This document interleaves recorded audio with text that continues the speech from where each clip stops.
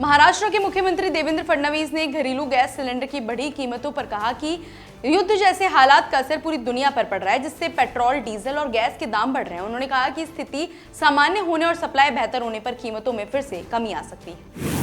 लखनऊ में रक्षा मंत्री राजनाथ सिंह ने कहा कि वैश्विक स्तर पर भारत की प्रतिष्ठा बढ़ी है और दुनिया भारत को बदले हुए देश के रूप में देख रही है। उन्होंने दावा किया कि पिछले 8 से 9 वर्षों में 25 करोड़ लोगों को गरीबी रेखा से ऊपर उठाया गया और आज भारत पहले से अधिक सुरक्षित व आत्मनिर्भर है।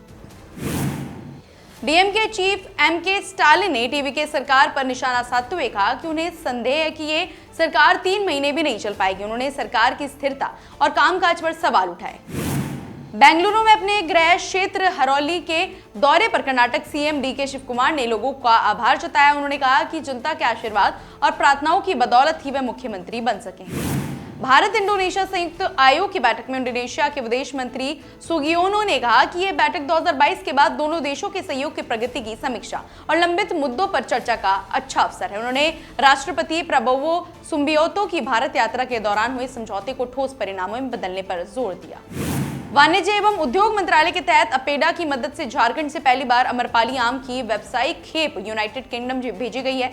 ये 1.5 मीट्रिक टन ताजे आमों की खेप सिमडेगा जिले की ब्योरा किसान उत्पादक कंपनी से निर्यात की गई। तुमकुर में निष्कासित बीजेपी विधायक एसटी सोमाशेखर ने कहा कि वह फिलहाल बीजेपी में ही है और पार्टी बदलने का कोई फैसला अभी तक उन्होंने नहीं लिया। उन्होंने कहा कि उनकी प्राथमिकता क्षेत्र का विकास और 2028 विधानसभा चुनाव से पहले वे अपने क्षेत्र की जनता से राय लेकर आगे का निर्णय करेंगे।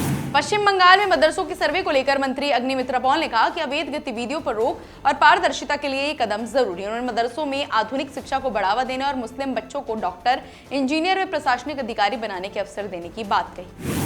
उत्तराखंड के मसूरी में गर्मी की छुट्टियों और वीकेंड के चलते पर्यटकों की भारी भीड़ उमड़ रही है। दिल्ली एनसीआर से बड़ी संख्या में लोग पहाड़ों का रुख कर रहे हैं, जिससे पर्यटन गतिविधियां बढ़ गई।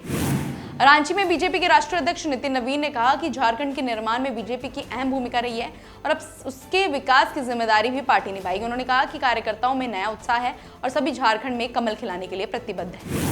दिल्ली की खानपुर इलाके में एमसीडी ने अवैध निर्माण के खिलाफ कार्रवाई करते हुए एक बहुमंजिला इमारत को ध्वस्त कर दिया। 1 जून से चलाए जा रहे अभियान के तहत कई अवैध संपत्तियों को तोड़ा और सील किया जा चुका है।